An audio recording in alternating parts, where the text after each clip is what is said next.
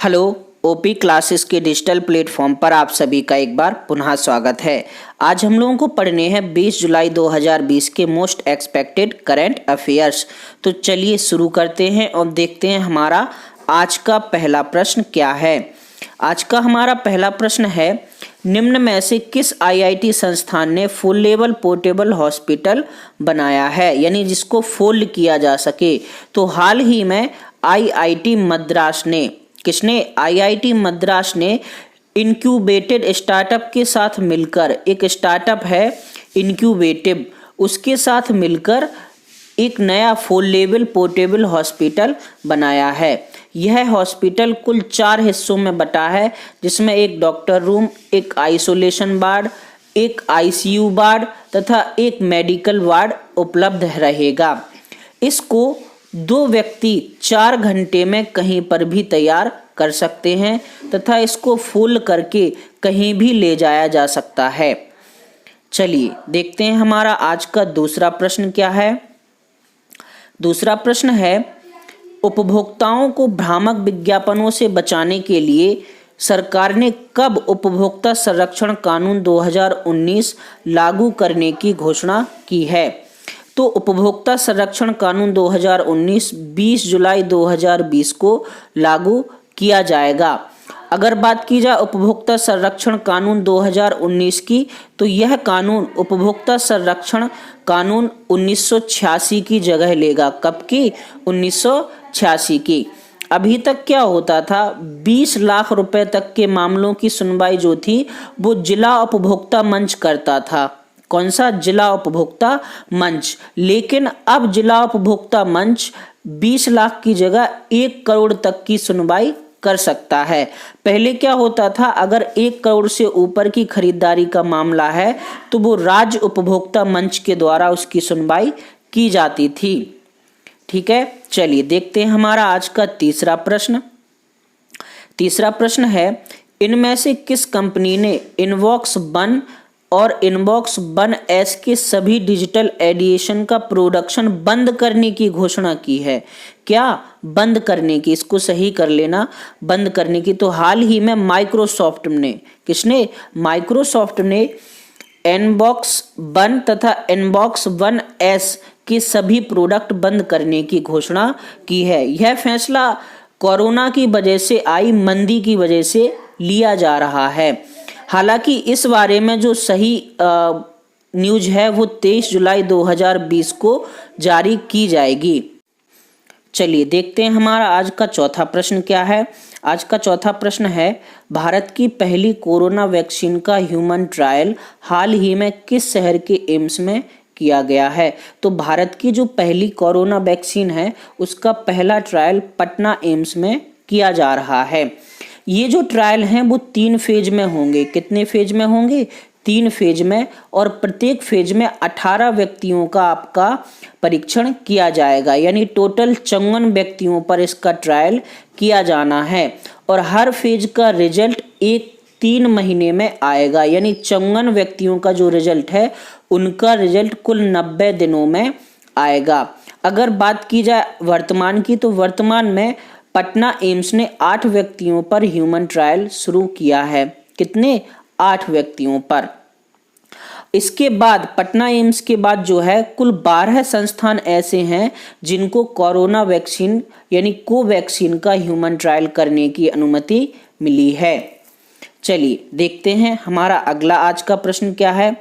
आज का अगला प्रश्न है हमारा, सुप्रीम कोर्ट कॉलेजियम ने हाई कोर्ट में हाल में कितने जजों की स्थायी नियुक्ति को मंजूरी दी है। तो हाल ही में 9 जजों की स्थायी मंजूरी को सुप्रीम कोर्ट कॉलेजियम ने मंजूरी प्रदान की है, जिसमें हिमाचल प्रदेश, कोलकाता, पंजाब, हरियाणा आदि हाई कोर्ट शामिल हैं। जजों की नियुक्ति की जो प्रणाली होती है कॉलेजियम प्रणाली, वो 1990 में लागू की गई थी। कब लागू की गई थी? 1990 में। हालांकि कॉलेजियम प्रणाली का वर्णन कहीं पर भी संविधान में नहीं है। कॉलेजियम प्रणाली का मतलब होता है सुप्रीम कोर्ट तथा हाई कोर्ट में जजों की नियुक्ति के लिए वरिष्ठ जज जो होते हैं उनका एक पैनल होता है जिसको हम लोग कॉलेजियम प्रणाली कहते हैं। और कॉलेजियम प्रणाली के तहत ही सुप्रीम कोर्ट तथा हाई कोर्ट में जजों की नियुक्ति तथा उनके स्थानांतरण की प्रक्रिया पूरी की जाती है। चलिए देखते हैं हमारा अगला प्रश्न क्या है। अगला प्रश्न है, भारत और भूटान ने दोनों देशों के बीच संपर्क को सुगम बनाने के लिए नया व्यापार मार्ग खोला है। यह व्यापार मार्ग किन दो स्थानों को जोड़ता है? तो हाल ही में भारत और भूटान ने जयगांव तथा पसाखा के बीच नया आपका व्यवसाय मार्ग या व्यापार मार्ग खोला है। अगर बात की जाए जयगांव की, तो जयगांव पड़ता है आपका पश्चिम बंगाल में, जबकि पसाखा आपका भूटान में पड़ता है। चलिए देखते हैं हमारा अगला क्वेश्चन क्या है। अगला क्वेश्चन है, फीफा विश्व कप 2022 के ग्रुप चरण के मुकाबले किस देश में खेले जाएंगे? अगर बात की जाए फीफा विश्व कप 2022 के ग्रुप चरण की, तो ग्रुप चरण के सभी जो मुकाबले हैं वो आपके कतर में खेले जाएंगे। कतर की राजधानी क्या है? दोहा। कतर में होने वाले मैचों में प्रत्येक दिन 4 मैच खेले जाएंगे। कितने मैच खेले जाएंगे? 4 मैच। और कुल 12 दिन जो आपके हैं वो चरण के मुकाबले चलेंगे। कतर जो देश है उसको मोटापे का देश भी कहा जाता है। क्या कहा जाता है? मोटापे का देश। चलिए देखते हैं हमारा अगला प्रश्न क्या है। अगला प्रश्न है, 1992 बैच के IFS अधिकारी विक्रम दुरईस्वामी हाल ही में किस देश में भारतीय उच्चायुक्त नियुक्त किए गए? तो IFS अधिकारी विक्रम दुरईस्वामी हाल ही में बांग्लादेश में भारतीय उच्चायुक्त नियुक्त किए गए। कहाँ पर? बांग्लादेश में। अगर बात की जाए विक्रम दुरईस्वामी की, तो विक्रम दुरईस्वामी 1992 बैच के IFS अधिकारी हैं। चलिए देखते हैं हमारा अगला प्रश्न, 9वां प्रश्न क्या है। 9वां प्रश्न है, हैचेट इंडिया द्वारा प्रकाशित पुस्तक एफ एट ब्लीड्स के लेखक कौन हैं? कौन? एफ एट ब्लीड्स के लेखक बताना है हमें। तो एफ एट ब्लीड्स के लेखक हैं आपके स्टीफन किंग। कौन है? Stephen King. इस पुस्तक में इन्होंने कुल 4 कहानियों का वर्णन किया है। कितनी कहानियों का? 4 कहानियों का। चलिए देखते हैं हमारा आज का अगला और अंतिम प्रश्न।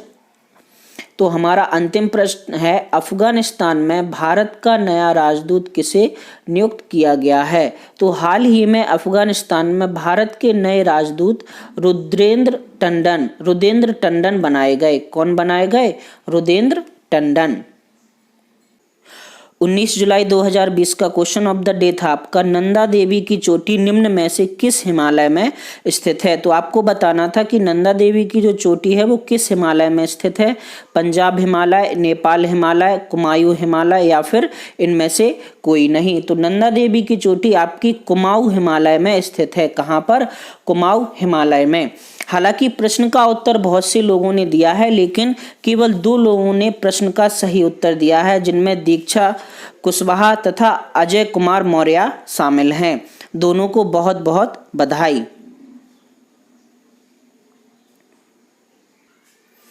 आज का हमारा क्वेश्चन ऑफ द डे है, द गोल्डन हाउस पुस्तक के लेखक बताने हैं आपको। कौन से?